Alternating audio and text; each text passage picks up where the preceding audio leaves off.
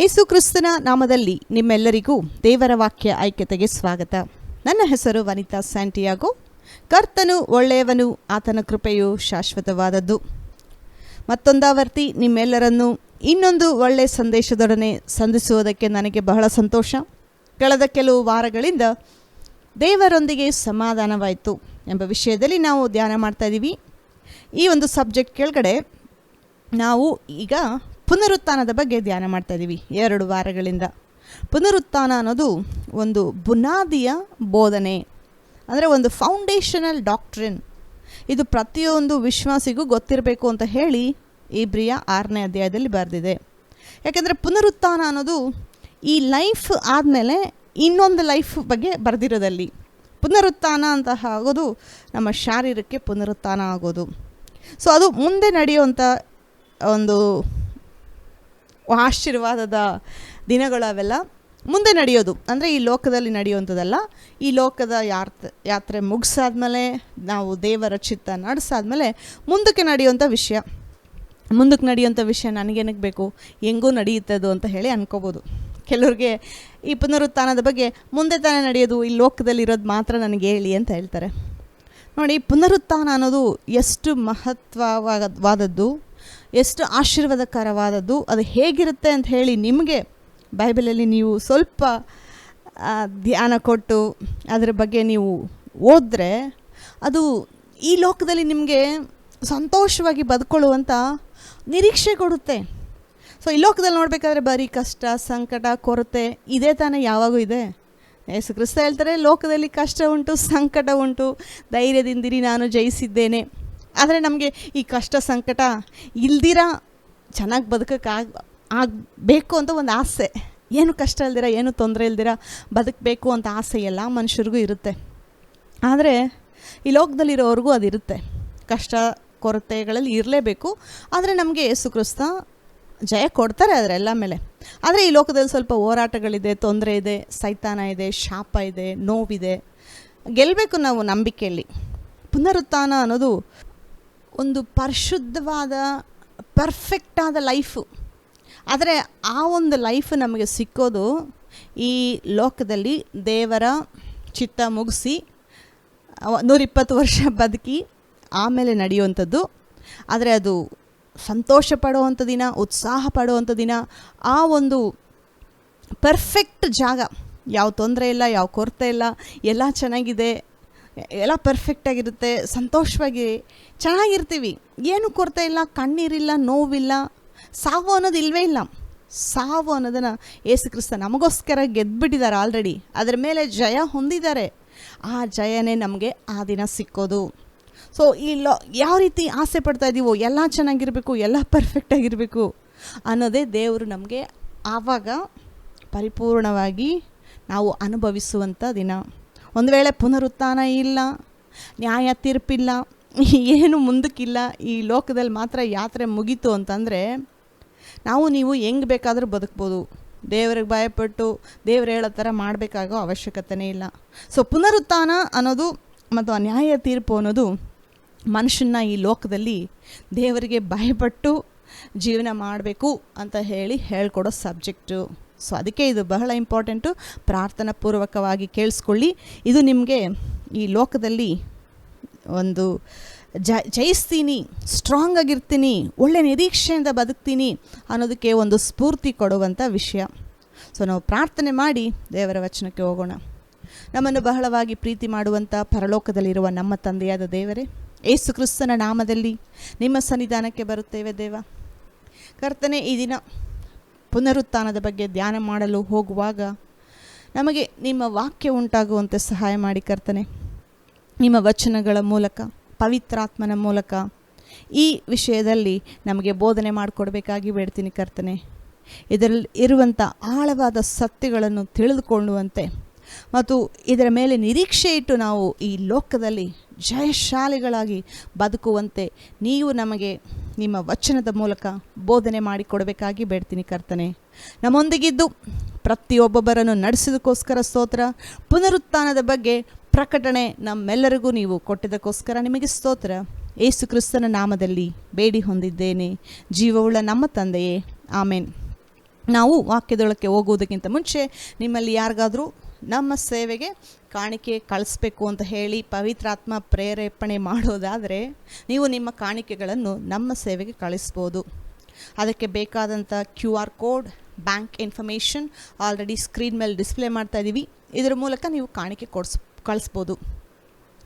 ಪೌಲನು 2 ಕೊರಿಂಥ 8ನೇ ಅಧ್ಯಾಯ 12ನೇ ವಚನ ಬರೆದಿರೋ ಪ್ರಕಾರ, ಒಬ್ಬನು ಕೊಡುವುದಕ್ಕೆ ಮನಸ್ಸುಳ್ಳವನಾಗುವರಲ್ಲಿ ಅವನು ತನ್ನಲ್ಲಿ ಇರುವುದಕ್ಕೆ ಅನುಸಾರವಾಗಿ ಕೊಟ್ಟರೆ ಅದು ಸಮರ್ಪಕವಾಗಿರುವುದು. ಅವನಿಗೆ ಇಲ್ಲದನ್ನು ದೇವರು ಕೇಳುವುದಿಲ್ಲ. ಅಂದರೆ ಮನಸ್ಸುಳ್ಳವರಾಗಿ ದೇವರ ರಾಜ್ಯಕ್ಕೆ ಕಾಣಿಕೆ ಕೊಡುವಾಗ ದೇವರು ಅದನ್ನು ಒಪ್ಪಿಕೊಳ್ಳುವರು ಅಂತ ಹೇಳಿ ಅರ್ಥ. ದೇವರು ಅದನ್ನು ಸ್ವೀಕಾರ ಮಾಡುವವರು. ಅಂದರೆ ಕಾಣಿಕೆ ಕೊಡೋದು ಯಾರನ್ನೂ ಫೋರ್ಸ್ ಮಾಡಿ ಕೇಳುವಂಥ ವಿಷಯ ಅಲ್ಲ, ಮನಸ್ಸುಳ್ಳವರಾಗಿ ಕೊಡಬೇಕು. ಎಲ್ಲಿ ಬೈಬಲಲ್ಲಿ ಮೊದಲನೇ ಸಾರಿ ಕಾಣಿಕೆ ಮೆನ್ಷನ್ ಆಗಿದೆಯೋ ಅಲ್ಲಿ ಕೂಡ ದೇವರು ಇಷ್ಟಪೂರ್ವಕವಾಗಿ ಮನಸ್ಸುಳ್ಳವರಾಗಿ ಕೊಡೋರ ಹತ್ರ ಮಾತ್ರ ಈಸ್ಕೊಳ್ಳಿ ಅಂತ ಹೇಳಿ ದೇವರು ಕಮ್ಯಾಂಡ್ ಮಾಡ್ತಾರೆ ಹಳೆ ಒಡಂಬಡಿಕೆಯಲ್ಲಿ. ಸೊ ಮನಸ್ಸುಳ್ಳವರಾಗಿ ನೀವು ಕೊಡುವಾಗ ಆ ಕಾಣಿಕೆನ ದೇವರು ಸ್ವೀಕಾರ ಮಾಡ್ತಾರೆ. ದೇವರು ಸ್ವೀಕಾರ ಮಾಡಿದ್ರೆ ರಿಸಲ್ಟ್ ಏನು ಅಂತ ನಮಗೆ ಗೊತ್ತಲ್ವಾ? ಆಶೀರ್ವಾದ. ಹಣಕಾಸಿನ ವಿಷಯದಲ್ಲಿ ಅನೇಕ ಅದ್ಭುತಗಳನ್ನ ನಾವು ನೋಡ್ತೀವಿ. ಸೊ ನೀವು ದೇವರ ರಾಜ್ಯದಲ್ಲಿ ಬಿತ್ತುವಾಗ ನಂಬಿಕೆಯಿಂದ ಬಿತ್ತಿ ದೇವರು ನಿಮಗೆ ಬೇಕಾದಂಥ ಆಶೀರ್ವಾದಗಳನ್ನು ನಿಮ್ಮ ಜೀವನದಲ್ಲಿ ತಗೊಂಡು ಬರ್ತಾರೆ. ಸರಿ, ಈಗ ನಾವು ದೇವರ ವಚನಕ್ಕೆ ಹೋಗೋಣ. ಅಪೊಸ್ತಲರ ಕೃತ್ಯಗಳು 24ನೇ ಅಧ್ಯಾಯ 15ನೇ ವಚನ. ಇದಲ್ಲದೆ ನೀತಿವಂತರಿಗೂ ಅನೀತಿವಂತರಿಗೂ ಪುನರುತ್ಥಾನವಾಗುವುದೆಂದು ಇವರು ದೇವರಲ್ಲಿ ನಿರೀಕ್ಷೆ ಇಟ್ಟಿರುವ ಪ್ರಕಾರವೇ ನಾನು ನಿರೀಕ್ಷೆಯುಳ್ಳವನಾಗಿದ್ದೇನೆ. ಪೌಲ ಇಲ್ಲಿ ಅಗ್ರಿಪ ರಾಜನ ಮುಂದೆ ನಿಂತ್ಕೊಂಡು ಯೇಸುಕ್ರಿಸ್ತನ ಬಗ್ಗೆ ಮಾತಾಡ್ತಾ ಇರೋದು. ಪೌಲನ ಸೇವೆ ನಾವು ನೋಡಬೇಕಾದ್ರೆ ಪೌಲ ಅನ್ಯ ಜನರ ಮಧ್ಯೆ ಜಾಸ್ತಿ ಸೇವೆ ಮಾಡಿದ್ರು ಅಂತ ಹೇಳಿ ನಾವು ಬೈಬಲಲ್ಲಿ ಓದ್ತೀವಿ. ನಮ್ಗೆ ಆಲ್ರೆಡಿ ಗೊತ್ತು, ಪೌಲನ್ನು ದೇವರು ಕರೆದದ್ದು ಅನ್ಯ ಜನರಿಗೆ ಸುವಾರ್ತೆ ಸಾರಬೇಕು, ಅನ್ಯ ಜನರಿಗೆ ಅಪೊಸ್ತಲನಾಗಿ ದೇವರು ಅವ್ರನ್ನ ಆರಿಸ್ಕೊಂಡಿದ್ರು. ಸೊ ಅನ್ಯ ಜನಗಳ ಮಧ್ಯೆ ಪೌಲ ಜಾಸ್ತಿ ಸೇವೆ ಮಾಡಿದ್ದು, ಅದೇ ಅವ್ರ ಮೇಲೆ ಅಭಿಷೇಕ ದೇವರು ಕೊಟ್ಟಿದ್ದು. ಇದು ಇನ್ನೊಂದು ಕೂಡ ನಾವು ನೋಡ್ತೀವಿ, ಪೌಲನಿಗೆ ಯೇಸುಕ್ರಿಸ್ತ ಕಾಣಿಸ್ಕೊಳ್ಳುವಾಗ ಅವ್ರ ಮಿನಿಸ್ಟ್ರಿ ಏನು ಅಂತ ಹೇಳಿ ಯೇಸುಕ್ರಿಸ್ತ ಎಕ್ಸ್ಪ್ಲೇನ್ ಮಾಡ್ತಾರಲ್ಲಿ. ನೀನು ಅನ್ಯ ಜನಗಳ ಮುಂದೆ, ರಾಜರ ಮುಂದೆ, ಅರಸರ ಮುಂದೆ ನನ್ನ ವಿಷಯದಲ್ಲಿ ಸಾಕ್ಷಿ ಕೊಡ್ತೀಯಾ ಅಂತ ಹೇಳಿ ದೇವರು ಪೌಲನನ್ನು ಸೇವೆಗೆ ಕರೆಯೋದು. ಸೊ ಪೌಲನ ಒಂದು ಸೇವೆ ಅನ್ಯ ಜನರ ಮಧ್ಯೆ ಮಾಡ್ದ. ಸೊ ಇದು ಅನ್ಯ ಜನರೇ, ಆದರೆ ಇವರು ಸಾಮಾನ್ಯ ಜನರಲ್ಲ. ನಾವು ಅಪೊಸ್ತಲರ ಕೃತ್ಯ 17ನೇ ಅಧ್ಯಾಯದಲ್ಲಿ ಓದಬೇಕಾದ್ರೆ ಅಲ್ಲಿ ಪೌಲ ಅಥೇನಾ ಎಂಬ ದೇಶದಲ್ಲಿ ಸುವಾರ್ತೆ ಸಾರಕ್ಕೆ ಹೋಗಿದ್ರು. ಆ ಅಥೇನ ದೇಶದಲ್ಲಿ ಅವರು ಹೋದಾಗ ಎಲ್ಲಿ ನೋಡಿದ್ರು ವಿಗ್ರಹಗಳು, ಅನೇಕ ವಿಗ್ರಹಗಳು. ಅವರು ಬಹಳ ಭಯಭಕ್ತಿ ಉಳ್ಳವರಾಗಿ ವಿಗ್ರಹಗಳನ್ನ ಆರಾಧನೆ ಮಾಡ್ತಾಯಿದ್ರು. ಅಂದರೆ ನೀವು ಬಹಳ ಭಯಭಕ್ತಿ ಉಳ್ಳವರಾಗಿ ಅಡ್ಡ ಬೀಳ್ತಾ ಇದ್ದಾರೆ ಕೆಲವು ಥಿಂಗ್ಸ್ಗೆ ಅಂತ ಹೇಳಿ ಪೌಲ ಅದನ್ನು ಅಬ್ಸರ್ವ್ ಮಾಡಿ ನೋಡಿದ್ರಲ್ಲಿ. ಏತೇನ ದೇಶದ ಜನ ನೋಡಿ ಸಾಮಾನ್ಯವಾದ ಜನ ಅಲ್ಲ. ಅಂದರೆ ಹಣಕಾಸಿಗೆ ಕಷ್ಟಪಡೋ ಜನ ಅಲ್ಲ, ಮತ್ತು ಜ್ಞಾನಕ್ಕೆ ಕೊರತೆ ಇರೋ ಜನ ಅಲ್ಲ. ಅಲ್ಲಿ ಯಾರ್ಯಾರಿದ್ರು ಅಂದರೆ ಅಥೇನ ದೇಶದಲ್ಲಿ ಅನೇಕ ವಿದ್ವಾಂಸರು ಮತ್ತು ಸಿವಿಲೈಸೇಷನ್ ಅಂತ ಹೇಳಿ ಒಂದು ಮಾತು ನೀವು ಆಲ್ರೆಡಿ ಕೇಳಿಸ್ಕೊಂಡಿರ್ತೀರ. ಸಿವಿಲೈಸೇಷನ್ ಅಂದರೆ ನಾಗರಿಕತೆ, ಒಂದು ನಾಲೆಜು, ಒಂದು ಟ್ಯಾಲೆಂಟು, ಸಿಟಿ ಡೆವಲಪ್ ಆಗಿರೋ ಪ್ಲೇಸಸ್ಸು. ಸೊ ಅಥೇನ ದೇಶ ಅನ್ನೋದು ಡೆವಲಪ್ ಆಗಿರೋ ಜಾಗ, ಬಿಸ್ನೆಸ್ ಚೆನ್ನಾಗಿ ನಡೆಯೋ ಜಾಗ, ಅನೇಕ ವಿದ್ವಾಂಸರಿರುವಂಥ ಜಾಗ. ಅಲ್ಲಿ ಎಪಿಕ್ಯೂರಿಯನ್ಸ್, ಸ್ಟಾಯಿಕ್ಸ್, ಅನೇಕ ದೊಡ್ಡ ದೊಡ್ಡ ವಿದ್ವಾಂಸ ಸ್ಕಾಲರ್ಸ್ ಇರುವಂಥ ಜಾಗ ಅದು. ಅವ್ರಿಗೆ ಅಲ್ಲಿ ಹಣ ಕೊರತೆ ಇರಲಿಲ್ಲ. ಅವ್ರಿಗೆ ಅಲ್ಲಿ ಜ್ಞಾನದಲ್ಲಿ ಅವರು ಸಖತ್ತು ಫಾಸ್ಟಾಗಿ ಇಂಟೆಲೆಕ್ಚುವಲ್ ಆಗಿದ್ದರು ಮತ್ತು ಚೆನ್ನಾಗಿ ನಡೆಯುವಂಥ ದೇಶ. ಆದರೆ ಅವರು ವಿಗ್ರಹಾರಾಧನೆ ಮಾಡ್ತಾಯಿದ್ದಾರೆ. ಸೊ ಇಂಥ ಜನರ ಮಧ್ಯೆ ಹೋಗಿ ಯೇಸು ಕ್ರಿಸ್ತನ್ನ ಹೇಗೆ ಇಂಟ್ರೊಡ್ಯೂಸ್ ಮಾಡ್ತೀರಾ? ಮತ್ತು ಇಲ್ಲಿ ಪೌಲ ರಾಜರ ಮುಂದೆ ನಿಂತ್ಕೊಂಡಿದ್ದಾನೆ. ಇಲ್ಲಿ 24ನೇ ಅಧ್ಯಾಯದಲ್ಲಿ ರಾಜರ ಮುಂದೆ ನಿಂತ್ಕೊಂಡು ಪೌಲ ಯೇಸು ಕ್ರಿಸ್ತನ ಬಗ್ಗೆ ಇಲ್ಲಿ ಮಾತಾಡಬೇಕು. ಯೇಸು ಕ್ರಿಸ್ತ ಆಲ್ರೆಡಿ ಹೇಳಿದ್ರಲ್ಲ, ರಾಜರ ಮುಂದೆ ನೀನು ನಿಂತ್ಕೊಂಡು ನನ್ನ ವಿಷಯವಾಗಿ ಸಾಕ್ಷಿ ಕೊಡ್ತೀಯಾ. ಸೊ ಇದೆಲ್ಲ ಆಲ್ರೆಡಿ ಡೆವಲಪ್ ಆಗಿರೋ ಜಾಗ. ಗ್ರೀಕ ದೇಶ, ಅವರೆಲ್ಲ ವಿದ್ವಾಂಸರು, ಗ್ರೀಕರವರೆಲ್ಲ. ಸೊ ಆಲ್ರೆಡಿ ಹಣಕಾಸಲ್ಲಿ ಚೆನ್ನಾಗಿರೋರು, ಆಲ್ರೆಡಿ ಆರೋಗ್ಯದಲ್ಲಿ ಚೆನ್ನಾಗಿರೋರು, ಮತ್ತು ವಿದ್ವಾಂಸರು, ಡೆವಲಪ್ ಆಗಿರೋ ಜಾಗಗಳು. ಮತ್ತು ಇಲ್ಲಿ ರಾಜರ ಮುಂದೆ ನಿಂತ್ಕೊಳ್ಬೇಕಾದ್ರೆ ಅವರು ಸಿಂಹಾಸನದಲ್ಲಿ ಕೂತ್ಕೊಂಡಿದ್ದಾರೆ, ರಾಜ್ಯನ ಆಳ್ತಾ ಇದ್ದಾರೆ, ಪವರಲ್ಲಿದ್ದಾರೆ. ಸೊ ಇಂಥ ಜನರಿಗೆಲ್ಲ ಯೇಸು ಕ್ರಿಸ್ತನನ್ನು ಏನಂತ ಹೇಳಿ ಇಂಟ್ರೊಡ್ಯೂಸ್ ಮಾಡ್ತೀರಾ? ಇವಾಗ ನೋಡಿ, ಯೇಸು ಕ್ರಿಸ್ತ ಸೇವೆ ಮಾಡಬೇಕಾದ್ರೆ ಅವ್ರ ಮೇಲೆ ಒಂದು ಅಭಿಷೇಕ ಇತ್ತು. ಏನು ಅಭಿಷೇಕ? ಅದು ಲೂಕನ ಬರೆದ ಸುವಾರ್ತೆ 4ನೇ ಅಧ್ಯಾಯದಲ್ಲಿ ಓದಬೇಕಾದ್ರೆ 18ನೇ ವಚನ, ಕರ್ತನ ಆತ್ಮವು ನನ್ನ ಮೇಲೆ ಅದೆ, ಆತನು ನನ್ನನ್ನು ಬಡವರಿಗೆ ಶುಭ ವರ್ತಮಾನವನ್ನು ಸಾರುವುದಕ್ಕೆ ಅಭಿಷೇಕಿಸಿದನು. ಅಂದರೆ ಯೇಸು ಕ್ರಿಸ್ತನ ಮೇಲೆ ಇದ್ದಂಥ ಒಂದು ಅಭಿಷೇಕ, ಇನ್ನೂ ಬೇರೆ ಅಭಿಷೇಕಗಳಿದೆ, ಇದು ಒಂದು ಅಭಿಷೇಕ. ಏನಂದರೆ ಆತನು ನನ್ನನ್ನು ಬಡವರಿಗೆ ಶುಭ ವರ್ತಮಾನವನ್ನು ಸಾರುವುದಕ್ಕೆ ಅಭಿಷೇಕ ಮಾಡಿದ್ದಾರೆ. ತಂದೆ ಅಭಿಷೇಕ ಮಾಡಿದ್ದಾರೆ ಯೇಸು ಕ್ರಿಸ್ತನನ್ನು. ಬಡವರಿಗೆ ಶುಭ ವರ್ತಮಾನ ಅಂದರೆ ಏನು? ಬಡವರಿಗೆ ಸುವಾರ್ತೆ, ಒಳ್ಳೆ ನ್ಯೂಸು ಅಂತ. ಬಡವರಿಗೆ ಒಳ್ಳೆ ನ್ಯೂಸು ಏನಂದರೆ, ನೀನು ಇನ್ಮೇಲೆ ಬಡವನಾಗಿರೋದಿಲ್ಲ, ನಾನು ನಿನ್ನನ್ನು ಐಶ್ವರ್ಯವಂತನಾಗಿ ಮಾಡ್ತೀನಿ. ಅಂದರೆ ನಿನ್ನ ಬಡತನದಿಂದ ಬಿಡುಗಡೆ ಕೊಟ್ಟು, ಬಡತನ ಅನ್ನೋದು ಶಾಪ, ಅದರಿಂದ ನಿನ್ನ ಬಿಡುಗಡೆ ಮಾಡಿ ಆಶೀರ್ವಾದ ಮಾಡ್ತೀನಿ ಅಂತ ಹೇಳೋದು ಬಡವರಿಗೆ ಅದು ಗುಡ್ ನ್ಯೂಸ್. ಮತ್ತು ಇನ್ನು ಯೇಸು ಕ್ರಿಸ್ತನ ಸೇವೆ ನೋಡಬೇಕಾದ್ರೆ ಆರೋಗ್ಯದಲ್ಲಿ ತೊಂದರೆ ಇರುವಂಥವರು, ಮತ್ತು ಅನೇಕ ಕಾಯಿಲೆಗಳಿರುವಂಥವರು, ರೋಗಿಷ್ಠರು, ಕುರುಡರು, ಮತ್ತು ಕಾಲಿಲ್ಲದೆ ಇರೋರು, ಮತ್ತು ಕುಷ್ಠರೋಗಿಗಳು ಎಲ್ಲ ಬಂದು ಯೇಸು ಕ್ರಿಸ್ತನ ಹತ್ರ ಕೇಳುವಾಗ ಯೇಸು ಕ್ರಿಸ್ತ ಅವ್ರನ್ನ ಗುಣಪಡಿಸ್ತಾ ಇದ್ರು. ಸೊ ಆ ಒಂದು ಗುಣಪಡಿಸುವ ಅಭಿಷೇಕ ಯೇಸು ಕ್ರಿಸ್ತನ ಮೇಲೆ ಇತ್ತು. ಗುಣ ಹೊಂದಿದಾಗ ಗುಣ ನಮಗೆ ಸಿಕ್ತು ಅಂತ ಹೇಳಿ ಅನೇಕರು ಯೇಸು ಕ್ರಿಸ್ತನನ್ನು ಫಾಲೋ ಮಾಡಿದ್ರು. ಇಲ್ಲಿ 2 ಗ್ರೂಪ್ ಆಯಿತು. ಒಂದು, ಬಡವರಿಗೆ ಸುವಾರ್ತೆ ಸಾರಬೇಕಾದ್ರೆ ನೀನು ಆಶೀರ್ವಾದ ಮಾಡ್ತೀನಿ, ಐಶ್ವರ್ಯವಂತನಾಗಿ ಮಾಡ್ತೀನಿ, ಬಡತನದಿಂದ ಬಿಡುಗಡೆ ಕೊಡ್ತೀನಿ, ಶಾಪದಿಂದ ಬಿಡುಗಡೆ ಕೊಡ್ತೀನಿ ಅನ್ನೋದು ಒಂದು. ಯೇಸು ಕ್ರಿಸ್ತನನ್ನು ನಾವು ಯೇಸು ಕ್ರಿಸ್ತನ ಬಗ್ಗೆ ಜನರಿಗೆ ನಾವು ಇಂಟ್ರೊಡ್ಯೂಸ್ ಮಾಡ್ಬೋದು. ಮತ್ತು ಇನ್ನೊಂದು ಕಡೆ ಅನಾರೋಗ್ಯದಲ್ಲಿರೋರಿಗೆ ಎಲ್ಲ ದುಡ್ಡಿರುತ್ತೆ, ಆರೋಗ್ಯ ಇರಲ್ಲ, ಯೇಸು ಕ್ರಿಸ್ತ ನಿನ್ನ ಗುಣಪಡಿಸ್ತಾನೆ, ನೀನು ಗುಣ ಆಗ್ತೀಯಾ, ಅವ್ರ ಪವರು ನಿಮ್ಮನ್ನು ಗುಣಪಡಿಸುತ್ತೆ ಅಂತ ಹೇಳಿ ಅಂಥವ್ರಿಗೆ ಯೇಸು ಕ್ರಿಸ್ತನ ಅವಶ್ಯಕತೆ ಇದೆ ಅಂತ ಹೇಳಿ ಅವ್ರಿಗೆ ಯೇಸು ಕ್ರಿಸ್ತನನ್ನು ಇಂಟ್ರೊಡ್ಯೂಸ್ ಮಾಡ್ಬೋದು, ಸುವಾರ್ತೆ ಸಾರ್ಬೋದು. ಈ ಏತೇನ ಜನ ಮತ್ತು ಈ ರಾಜರು, ಆಲ್ರೆಡಿ ಸಿಂಹಾಸನದಲ್ಲಿ ಅರಸರಾಗಿರುವವರು ನೋಡಿ, ಎಲ್ಲ ಚೆನ್ನಾಗಿದೆ ಅವ್ರಿಗೆ. ಅವರು ಆಲ್ರೆಡಿ ಪವರಲ್ಲಿದ್ದಾರೆ, ರಾಜರನ್ನು ಆಳ್ತಾ ಇರೋರು, ಅವ್ರಿಗೆ ಹಣ ಕೊರತೆ ಇಲ್ಲ, ಆರೋಗ್ಯದಲ್ಲಿ ಕೊರತೆ ಇಲ್ಲ, ಅವ್ರ ಮನೆ ಕಾವಲು ಕಾಯೋದಕ್ಕೆ ಅನೇಕ ಜನರಿದ್ದಾರೆ. ಇನ್ನೂ ಒಂದು ರೀತಿಯಾಗಿ ನಾವು ಜನರಿಗೆ ಯೇಸು ಕ್ರಿಸ್ತನ ಬಗ್ಗೆ ಹೇಳ್ಬೋದು ಏನಂದರೆ, ಯೇಸು ಕ್ರಿಸ್ತ ನಿಮಗೆ ಪ್ರೊಟೆಕ್ಷನ್ ಕೊಡ್ತಾರೆ, ಯೇಸು ಕ್ರಿಸ್ತನ ನಂಬ್ರಿ, ಹಣನೂ ಇದೆ, ಆರೋಗ್ಯನೂ ಇದೆ, ಪ್ರೊಟೆಕ್ಷನ್ ಇಲ್ಲ ಅಂದರೆ ಏನು ಮಾಡ್ತೀರಾ? ಯೇಸು ಕ್ರಿಸ್ತ ನಿಮಗೆ ಪ್ರೊಟೆಕ್ಷನ್ ಕೊಡ್ತಾರೆ ಅಂತ ಹೇಳಿ ಕೂಡ ನಾವು ಜನರಿಗೆ ಸುವಾರ್ತೆ ಸಾರ್ಬೋದು. ನೋಡಿ, ರಾಜರಂಥವ್ರಿಗೆ, ಈ ಗ್ರೀಕ್ ದೇಶದಲ್ಲಿರೋರಿಗೆ ಎಲ್ಲ ಇತ್ತು. ಅವ್ರಿಗೆ ಅವ್ರ ಪ್ರೊಟೆಕ್ಷನ್ಗೂ ಗಾರ್ಡ್ಸ್ ಇದ್ದರು, ಕಾವಲ್ಗಾರರಿದ್ದರು, ಎಲ್ಲ ಇದ್ದಾರೆ ಈ ರಾಜನಿಗೆ. ಇವಾಗ ಅಗ್ರಿಪ ರಾಜನಿಗೆ ಎಲ್ಲ ಇತ್ತು ಅವನಿಗೆ. ಸೊ ಅಂಥವ್ರಿಗೆ, ಈ ರಾಜರಿಗೆ ಯೇಸು ಕ್ರಿಸ್ತನ ಅವಶ್ಯಕತೆ ಇದೆ ಅಂತ ಹೇಳಿ ಹೇಗೆ ಸುವಾರ್ತೆ ಸಾರಕ್ಕಾಗುತ್ತೆ? ಇವಾಗ ನಮ್ಮ ದೇಶದಲ್ಲಿ ರಾಜಕಾರಣಿಗಳಿದ್ದಾರೆ, ಅನೇಕರು ಆಲ್ರೆಡಿ ಸ್ಥಾನದಲ್ಲಿ ಕೂತ್ಕೊಂಡು ಆಳ್ತಾ ಇದ್ದಾರೆ, ಪವರಲ್ಲಿದ್ದಾರೆ, ಪೊಸಿಷನಲ್ಲಿದ್ದಾರೆ, ಅವ್ರ ಹತ್ರ ದುಡ್ಡು ಚೆನ್ನಾಗಿದೆ, ಮತ್ತು ಒಳ್ಳೆ ಸ್ಥಾನದಲ್ಲಿದ್ದಾರೆ, ಮತ್ತು ಆರೋಗ್ಯದಲ್ಲೂ ಚೆನ್ನಾಗಿದ್ದಾರೆ. ಅವರನ್ನು ಕಾವಲು ಕಾಯೋದಕ್ಕೆ ಅನೇಕ ಜನರು ಜೊತೆಲಿದ್ದಾರೆ ಅವ್ರಿಗೆ. ಸೊ ಅವ್ರಿಗೆ ಯೇಸು ಕ್ರಿಸ್ತನ ಅವಶ್ಯಕತೆ ಇದೆ ಅಂತ ಹೇಳಿ ಹೇಗೆ ಇಂಟ್ರೊಡ್ಯೂಸ್ ಮಾಡ್ತೀರಾ? ಹೇಗೆ ಯೇಸು ಕ್ರಿಸ್ತನ ಬಗ್ಗೆ ಅಂಥವ್ರಿಗೆ ಸುವಾರ್ತೆ ಸಾರ್ತೀರಾ? ನಿಮ್ಮ ಲೈಫಲ್ಲಿ ನೀವು ಅನೇಕ ಜನರು ನೋಡಿರ್ತೀರ, ಹಣಕಾಸಿನ ವಿಷಯದಲ್ಲಿ ಚೆನ್ನಾಗಿರ್ತಾರೆ, ಆರೋಗ್ಯ ವಿಷಯದಲ್ಲಿ ಒಳ್ಳೊಳ್ಳೆ ಡಯಟ್ ಫಾಲೋ ಮಾಡಿಕೊಂಡು ನ್ಯೂಟ್ರಿಷಿಯಸ್ ಫುಡ್ ತಿಂದು ಜಿಮ್ಗೆ ಹೋಗಿ ಫಿಟ್ಟಾಗಿರೋರು ಅನೇಕ ಜನರಿದ್ದಾರೆ. ಮತ್ತು ಅವ್ರಿಗೆ ಒಳ್ಳೊಳ್ಳೆ ಕಾರ್ಗಳಲ್ಲಿ ಓಡಾಡ್ತಾರೆ. ಫಸ್ಟ್ ಟೈಮ್ ಆಕ್ಸಿಡೆಂಟ್ ಆದರೂ ಕೂಡ ಏನೂ ಆಗಲ್ಲ, ಏರ್ ಬ್ಯಾಗ್ಸ್ ಎಲ್ಲ ಇರುತ್ತೆ, ಫಸ್ಟ್ ಆಕ್ಸಿಡೆಂಟಲ್ಲಿ ಎಸ್ಕೇಪ್ ಆಗ್ತಾರೆ. ಸರಿ ಆ ಕಾರ ಅದು ಆಮೇಲೆ ಬಿಸಾಕ್ಬಿಟ್ಟು ಹೊಸ ಕಾರ್ ತೊಗೊಂಡು ಏರ್ ಬ್ಯಾಗ್ಸ್ ಇರೋದು ಕಾರ್ ತೊಗೊಂಡು ಮತ್ತೆ ಯೂಸ್ ಮಾಡ್ತಾರೆ. ಅಂದರೆ ಪ್ರೊಟೆಕ್ಷನ್ ಗ್ಯಾರಂಟಿ, ಆಲ್ರೆಡಿ ಆರೋಗ್ಯದಲ್ಲಿದ್ದಾರೆ, ದುಡ್ಡಿಗೇನು ಕೊರತೆ ಇಲ್ಲ, ಬ್ಯಾಂಕ್ ಬ್ಯಾಲೆನ್ಸ್ ಚೆನ್ನಾಗಿದೆ, ಈಗ ದುಡ್ಡು ಕಂಟಿನ್ಯೂಸ್ ಆಗಿ ಬರ್ತಾಯಿದೆ.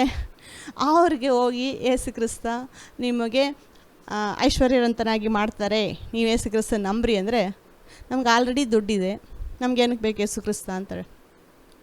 ಮತ್ತು ಆಲ್ರೆಡಿ ಆರೋಗ್ಯವಾಗಿರೋ ಹತ್ರ ಹೋಗಿ ಯೇಸು ಕ್ರಿಸ್ತ ನಿಮ್ಮನ್ನು ಗುಣಪಡಿಸ್ತಾರೆ ಅಂತಂದರೆ ನಮಗೇನಕ್ಕೆ ಬೇಕು, ಆಲ್ರೆಡಿ ಆರೋಗ್ಯದಲ್ಲಿ ನಾವು ಚೆನ್ನಾಗಿದ್ದೀವಿ ಅಂತಾರೆ.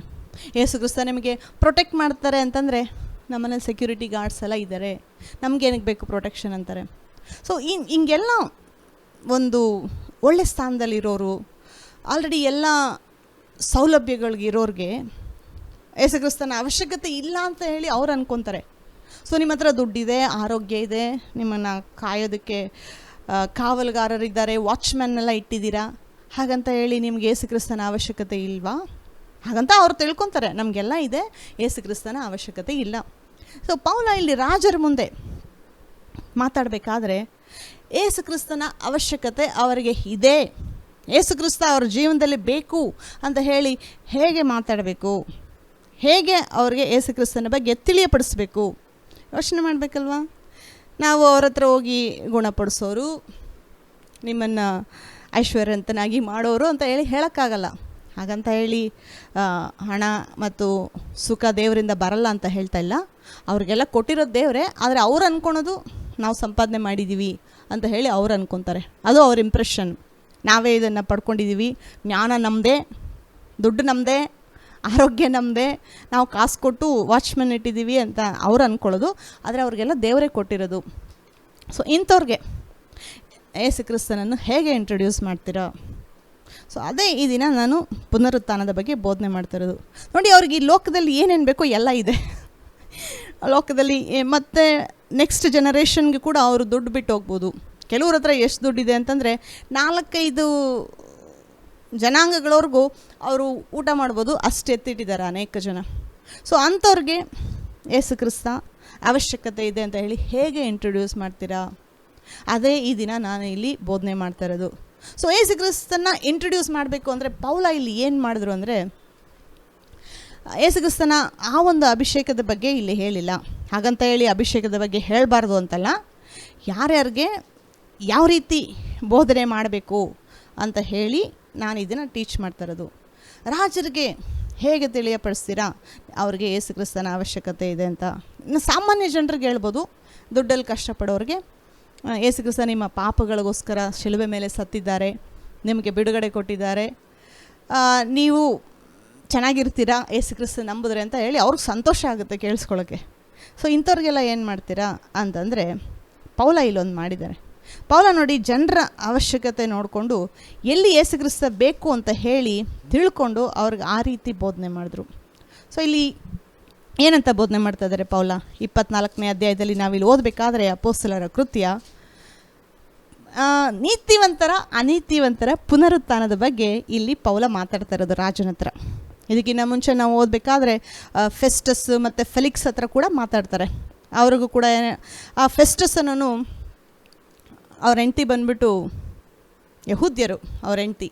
ಸೊ ಅವ್ರು ಬಂದ್ಬಿಟ್ಟು ಪೌಲನ ಕರೆದಿ ಯೇಸು ಕ್ರಿಸ್ತನ ಬಗ್ಗೆ ಕೇಳಿಸ್ಕೊಳ್ಬೇಕಾದ್ರೆ ಆ ಫೆಸ್ಟಸ್ಗೆ ಭಯ ಆಗಿಬಿಡುತ್ತೆ, ನಡ್ಗೋಗ್ತಾನೆ.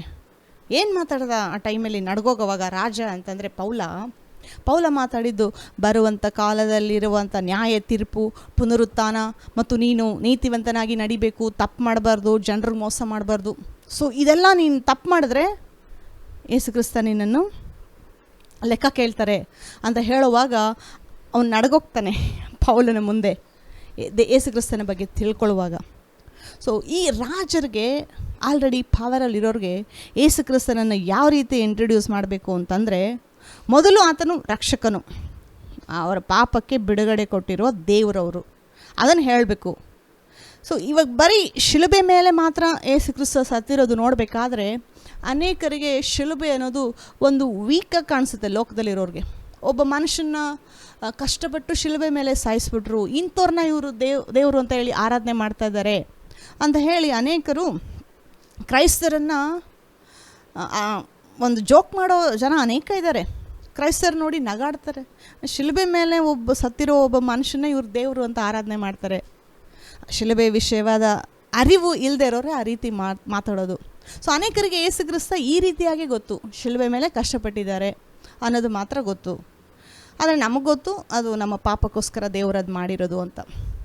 ಸೊ ಅಷ್ಟಕ್ಕೆ ಮಾತ್ರ ಅವರು ದೇವ್ರನ್ನ ತಿಳ್ಕೊಂಡ್ರೆ, ಬರೀ ಶಿಲುಬೆ ಮೇಲೆ ಸತ್ತಿರದ ಅದು ಮಾತ್ರ ಅವ್ರಿಗೆ ಗೊತ್ತಿದ್ರೆ ಅವರು ಯೇಸು ಕ್ರಿಸ್ತನ ನಂಬಕ್ಕಾಗುತ್ತಾ? ಸೊ ಪೌಲ ಇಲ್ಲಿ ಏನು ಮಾಡ್ದ ಅಂತಂದರೆ ಪುನರುತ್ಥಾನದ ಬಗ್ಗೆ ಇಲ್ಲಿ ಮಾತಾಡ್ತಾ ಇದ್ದಾರೆ. ಅಂದರೆ ಯೇಸು ಕ್ರಿಸ್ತ ಶ್ರಮ ಮರಣವನ್ನು ಕೂಡ ಆಲ್ರೆಡಿ ಹೇಳಿದ್ದಾರೆ. ಯೇಸು ಕ್ರಿಸ್ತ ಮನುಷ್ಯರ ಪಾಪಕ್ಕೋಸ್ಕರ ಸತ್ತ ಮತ್ತು ಪುನರುತ್ಥಾನ ಹೊಂದಿದ್ದಾರೆ ಅವರು ಆಲ್ರೆಡಿ. ಸೊ ಈ ಒಂದು ಪುನರುತ್ಥಾನದಿಂದ ಎಲ್ಲ ಮನುಷ್ಯರಿಗೂ ಪುನರುತ್ಥಾನ ಆಗುತ್ತೆ. ಅಂದರೆ ನೀತಿವಂತರಿಗೂ ಪುನರುತ್ಥಾನ ಆಗುತ್ತೆ. ಅಂದರೆ ಯೇಸು ಕ್ರಿಸ್ತನ ನಂಬಿ ಸತ್ತಿರೋರಿಗೆ ಪುನರುತ್ಥಾನ ಆಗುತ್ತೆ, ಅನೀತಿವಂತರಿಗೂ ಪುನರುತ್ಥಾನ ಆಗುತ್ತೆ. ಅದು ನೋಡಿ ಈ ದಿನ ನಾವು ಮಾತಾಡೋ ವಿಷಯ. ನಾವು ನೀತಿವಂತರ ಪುನರುತ್ಥಾನದ ಬಗ್ಗೆ ಅನೇಕ ವಿಷಯಗಳು ನಾನು ಮಾತಾಡಿದ್ದೀನಿ, ಅದು ಮಹಿಮಾಕರವಾಗಿದೆ, ಚೆನ್ನಾಗಿರುತ್ತೆ. ಆದರೆ ಎರಡೂ ಪುನರುತ್ಥಾನ ಆಗುತ್ತೆ ಅಂತ ಹೇಳಿ ಪೌಲ ಇಲ್ಲಿ ಮಾತಾಡ್ತಾ ಇರೋದು. ಸೊ ಇವಾಗ ಅನೀತಿವಂತರು ಕೂಡ ಎದ್ದು ಬರ್ತಾರೆ, ಆದರೆ ವ್ಯತ್ಯಾಸ ಇದೆ. ಅನೀತಿವಂತರಿಗೆ ಪುನರುತ್ಥಾನ ಆಗಿಲ್ಲ, ಬರೀ ಈ ಲೋಕದಲ್ಲಿ ಮಾತ್ರ ಬದುಕಿ ಸತ್ತೋದ್ರು ಅಂತಂದರೆ ನಾವು ಈ ರೀತಿ ಬೋಧನೆ ಮಾಡೋದು, ಯೇಸು ಕ್ರಿಸ್ತನ ನಂಬಿ ನೀವು ರಕ್ಷಣೆ ಹೊಂದಿ ಅನ್ನೋದೆಲ್ಲ ವೇಸ್ಟು. ಪುನರುತ್ಥಾನ ಇಲ್ಲ ಅಂದರೆ, ಪುನರುತ್ಥಾನ ಅನ್ನೋದು ನಡೆಯೋದಿಲ್ಲ ಅಂತಂದರೆ ನಾವು ನಂಬಿಕೆ ಯೇಸು ಕ್ರಿಸ್ತನಲ್ಲಿ ಇಡೋದು ವೇಸ್ಟು, ನಾವು ದೇವರಿಗೆ ಭಯಪಟ್ಟು ಬದುಕೋದು ವೇಸ್ಟು. ಸತ್ತರೆ ಎಲ್ಲ ಮುಗಿದೋಯ್ತು ಅಂತಂದರೆ, ಪುನರುತ್ಥಾನ ಇಲ್ಲ ಅಂತಂದರೆ ಈ ಲೋಕದಲ್ಲಿ ನಮಗೆ ಯೇಸು ಕ್ರಿಸ್ತನ ಮೇಲಿರೋ ನಂಬಿಕೆ ಕೂಡ ವೇಸ್ಟು. ಇದು ಯಾವುದು ವೇಸ್ಟ್ ಅಲ್ಲ, ಯಾಕಂದರೆ ಪುನರುತ್ಥಾನ ಇದೆ. ಒಂದು ವೇಳೆ ಪುನರುತ್ಥಾನ ಇಲ್ಲ ಅಂದರೆ ನಾವು ಹೆಂಗೆ ಬೇಕಾದರೂ ಬದುಕ್ಬೋದು, ಯಾವ ಥರ ಬೇಕಾದರೂ ಬದುಕ್ಬೋದು, ಯಾರು ನಮ್ಮನ್ನು ಅಕೌಂಟ್ ಕೇಳಲ್ಲ, ನಮ್ಮ ಇಷ್ಟ ಬಂದಂಗೆ ಬದುಕ್ಬೋದು ಅಂತ ಹೇಳಿ ಅಂದ್ಕೊಂಡು ಅನೇಕರು ಜೀವನ ಮಾಡ್ತಾಯಿದ್ದಾರೆ. ಓಕೆ, ನಮ್ಮನ್ನು ಯಾರು ಕೇಳ್ತಾರೆ, ನಮಗೆ ಯಾರು ಕ್ವಶನ್ ಮಾಡ್ತಾರೆ, ನಾವು ಯಾರಿಗೆ ಅಕೌಂಟ್ ಕೊಡಬೇಕು? ಅನ್ಯ ಜನರು ಹಂಗೆ ಅಂದ್ಕೊಳ್ಳೋದು, ನಮ್ಮನ್ನು ಯಾರು ಲೆಕ್ಕ ಕೇಳ್ತಾರೆ ಅಂತ ಹೇಳೋದು.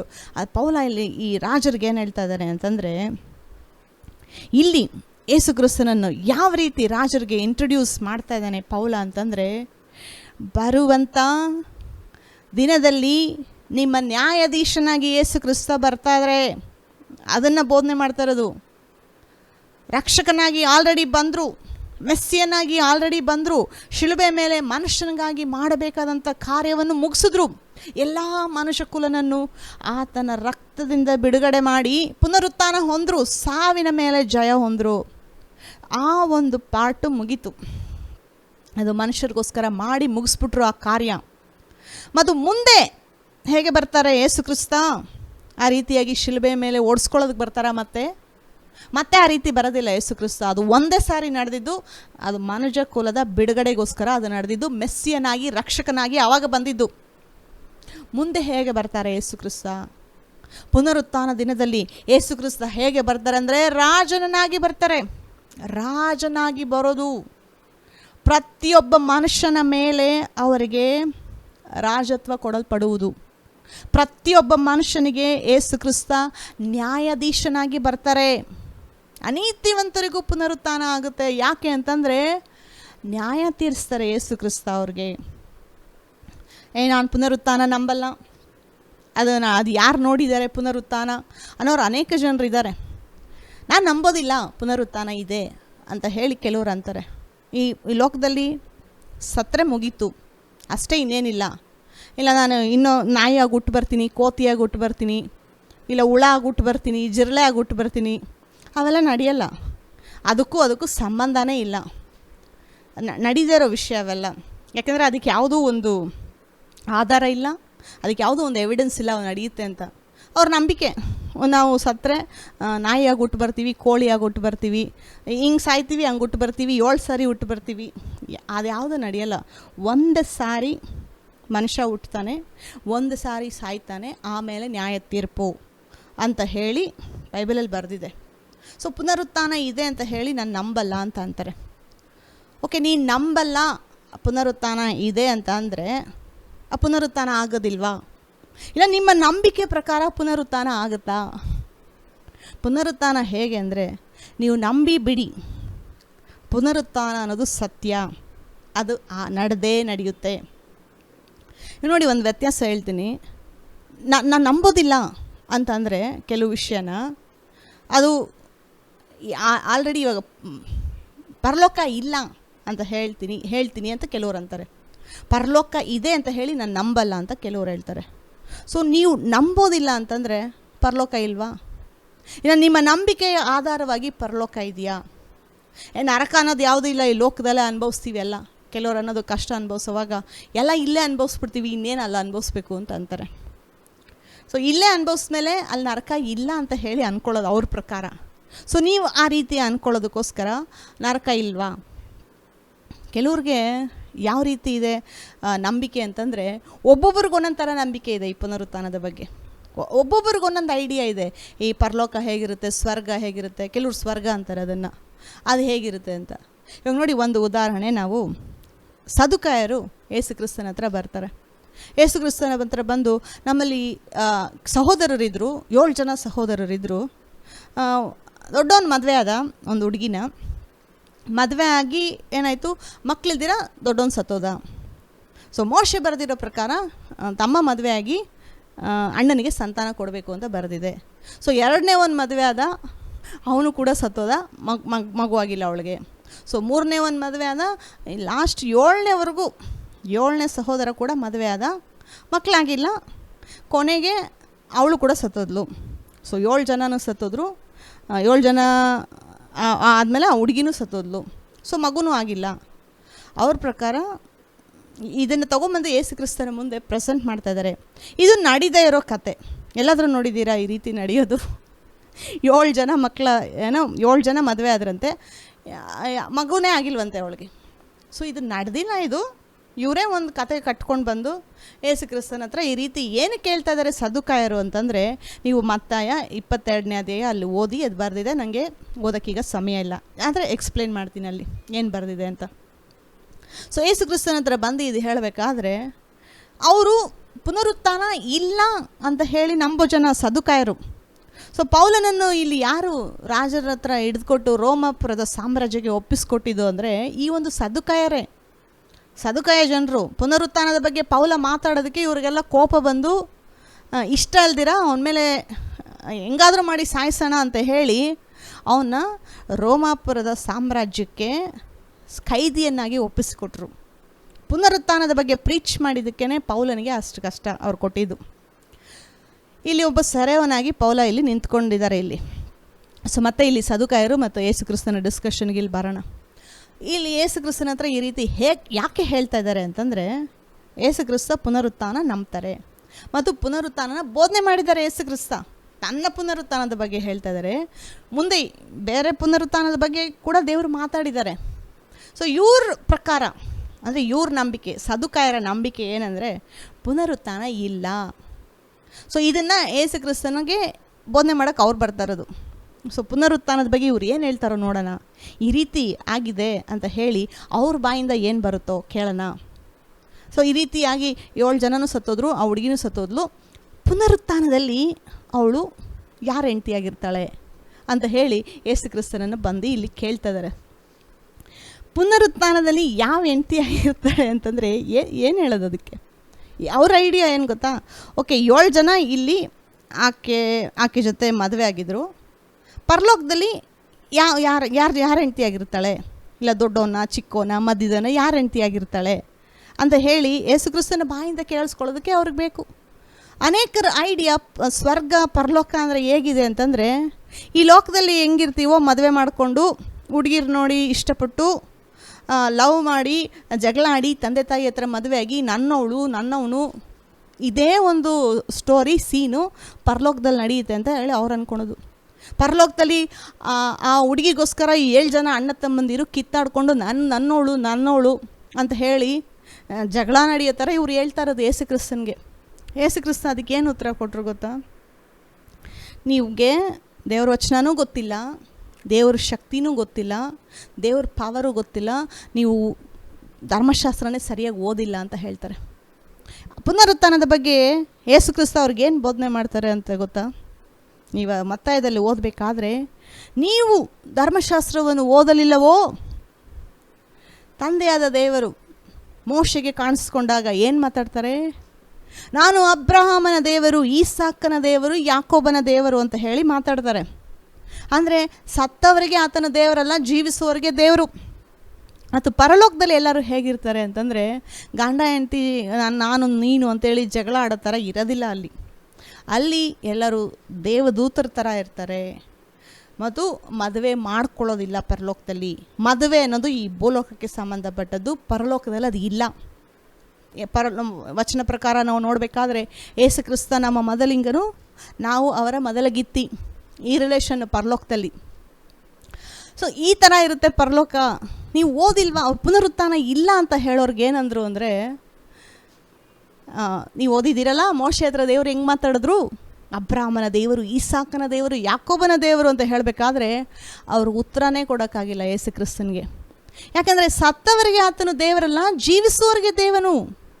ಅಂದರೆ ಪುನರುತ್ಥಾನ ಆಗುತ್ತೆ ಅಂತ ಹೇಳಿ ಬರೆದಿರೋದಲ್ಲಿ ಆತನು ಜೀವಿಸುವವರಿಗೆ ದೇವರು. ಮತ್ತು ಇಲ್ಲಿ ಇವಾಗ ನೋಡಿ, ಕೆಲವ್ರಿಗೆ ಈ ಲೋಕದಲ್ಲಿ ಸ್ವರ್ಗ ಹೇಗಿರುತ್ತೆ ಅಂತ ಹೇಳಿ ಎಕ್ಸ್ಪ್ಲೇನ್ ಮಾಡಿ ಕೇಳಬೇಕಾದ್ರೆ, ನೀವೆಲ್ಲ ಕೆಲವು ಟಿ ವಿಲೆಲ್ಲ ನೋಡಿರ್ತೀರ. ಪರಲೋಕದ ಬಗ್ಗೆ ಕೆಲವು ಸೀನ್ಗಳೆಲ್ಲ ತೋರಿಸ್ತಾರೆ ಅಲ್ಲ, ಒಳ್ಳೊಳ್ಳೆ ಚೇರ್ಗಳಲ್ಲಿ ಕುತ್ಕೊಂಡಿರ್ತಾರೆ. ಅದಕ್ಕಿಂತ ಮುಂಚೆ ಕೆಲವು ವಿಷಯ ಹೇಳ್ತೀನಿ. ಈ ಲೋಕದಲ್ಲಿ ಏನು ಮಾಡ್ತಾರೆ, ಎಂಟರ್ಟೈನ್ಮೆಂಟ್ ಬೇಕು ಅಂತಂದರೆ ಟಿ ವಿಗೆ ಹೋಗ್ತಾರೆ, ಟಿ ವಿ ಆನ್ ಮಾಡ್ತಾರೆ, ಹುಡುಗಿರು ಡ್ಯಾನ್ಸ್ ಮಾಡೋದು ನೋಡ್ತಾರೆ, ಮನೋರಂಜನೆ ತೊಗೊತಾರೆ, ಡ್ರಾಮಾ, ಕಾಮಿಡಿ ಎಲ್ಲ ನೋಡಿ ಅದನ್ನು ನೋಡಿ ನಗಾಡಿಕೊಂಡು ಎಂಜಾಯ್ ಮಾಡ್ತಾರೆ ಅವನ್ನು ನೋಡಿ. ಸೊ ಹುಡುಗಿರೆಲ್ಲ ಡ್ಯಾನ್ಸ್ ಆಡಬೇಕಾದ್ರೆ ಒಂದು ಖುಷಿ ತಗೋಬರೋಂಥ ವಿಷಯ. ಅನೇಕರಿಗೆ ಪರಲೋಕ ಇದೇ ಥರ ಇದೆ ಅಂತ ಅಂದ್ಕೊತಾರೆ. ಆ ರೀತಿಯೇ ಡಿಪಿಕ್ಟ್ ಮಾಡೋದು ಕೆಲವರು.